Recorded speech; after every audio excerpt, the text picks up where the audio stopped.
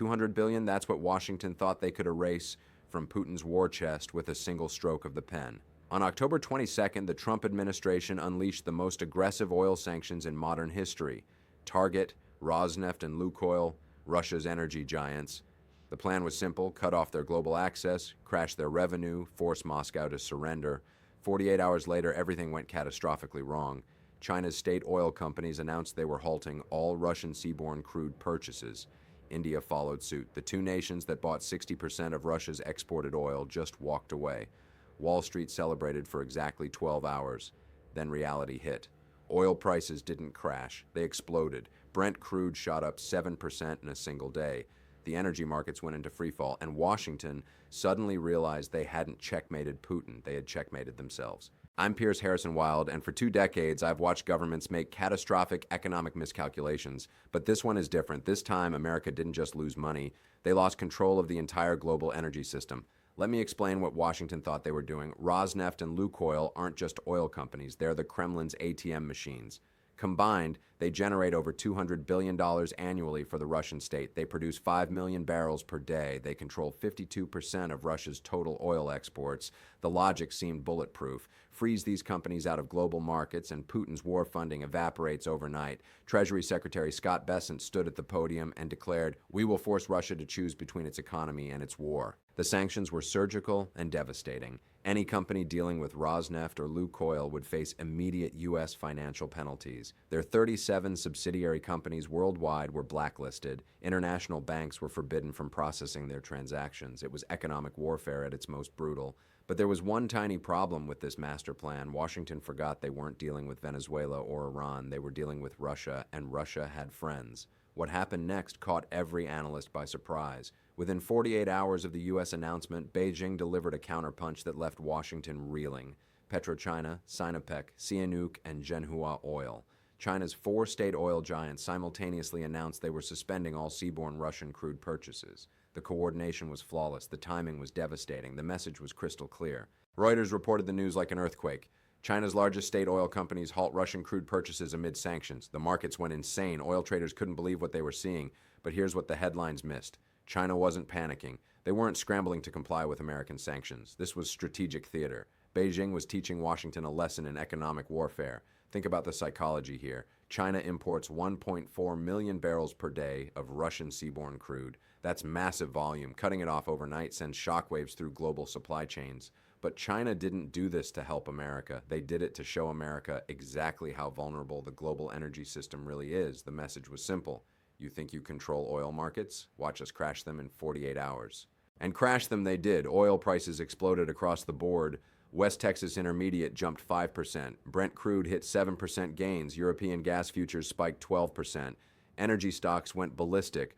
ExxonMobil, Chevron, Shell, they all jumped double digits as investors realized supply was about to get extremely tight. But the celebration was premature because higher oil prices don't just hurt Putin, they hurt everyone. The first domino to fall was India.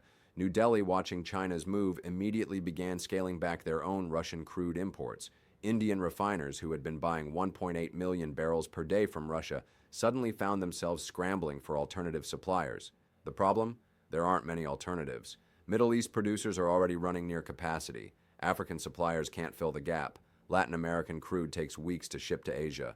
Kuwait's oil minister stepped forward with a reality check. OPEC stands ready to release production cuts to offset supply disruptions. Translation, even OPEC knows this is a crisis. They're preparing to flood markets with spare capacity just to prevent a complete collapse.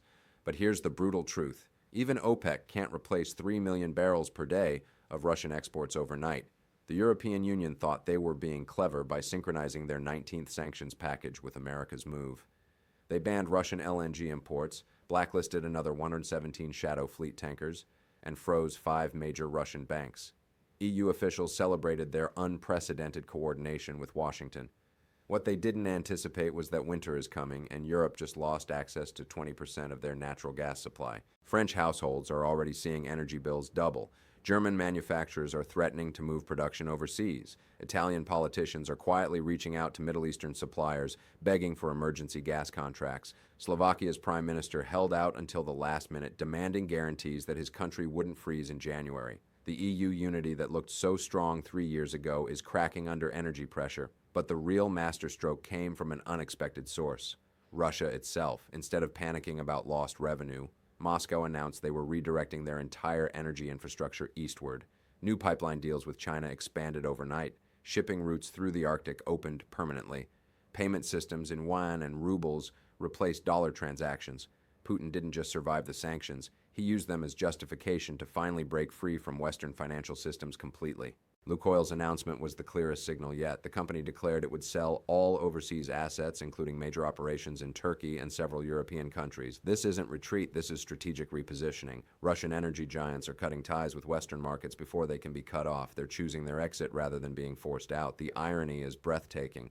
Washington designed these sanctions to weaken Russia's energy sector. Instead, they've made it stronger and more independent. Moscow no longer needs Western technology, Western financing, or Western approval. They've built an entirely parallel system that operates outside American control. And that system is now proving more resilient than anyone expected. China's role in this transformation cannot be understated. By publicly halting Russian oil purchases, Beijing appears to comply with American pressure. But behind the scenes, they're doubling down on pipeline imports and UN-denominated transactions. The seaborne crude they stopped buying, it's being replaced by overland shipments that avoid international sanctions entirely. China gets the same oil. Russia gets paid in currencies that Washington can't freeze. And both countries demonstrate that American financial power has limits. The BRICS nations are watching this transformation with keen interest. Brazil, India, South Africa, they're all taking notes. The lesson is clear: diversify your energy suppliers, build alternative payment systems, and never depend entirely on Western markets. The petrodollar system that gave America massive leverage for 50 years is being systematically dismantled. Trump administration officials are now facing an impossible choice. If they escalate sanctions further, oil prices will continue rising, potentially triggering a global recession just as the 2026 midterm elections approach. If they back down, Putin claims victory and demonstrates that American economic warfare has failed. Either way, Washington loses credibility and strategic advantage. The $200 billion miscalculation isn't just about money, it's about power. For decades, America's ability to cut countries off from global financial systems was their ultimate weapon. Comply with our demands or face economic isolation. That threat only works if there are no alternatives. Russia, China, and increasingly the entire global South are building those alternatives right now. Energy security is being redefined in real time. No country wants to depend on suppliers who might weaponize their resources for political gain. The result is a massive diversification effort that's creating multiple competing energy networks. American companies are being systematically excluded from the fastest-growing markets in Asia, Africa, and Latin America. The sanctions were supposed to end the war in Ukraine. Instead, they've started an energy war that's reshaping global commerce. Oil and gas are being traded in yuan, rubles, and rupees. Payment systems bypass New York and London entirely. Supply chains are being rebuilt to avoid Western interference. The world Washington thought it controlled is disappearing before their eyes. This is how empires decline, not with military defeat, but with economic miscalculation. America had the power to cut Russia off from Western markets, but they didn't have the power to prevent Russia from building new markets elsewhere. The $200 billion they thought they were taking from Putin, it's still flowing to Moscow just through different channels that completely bypass American oversight.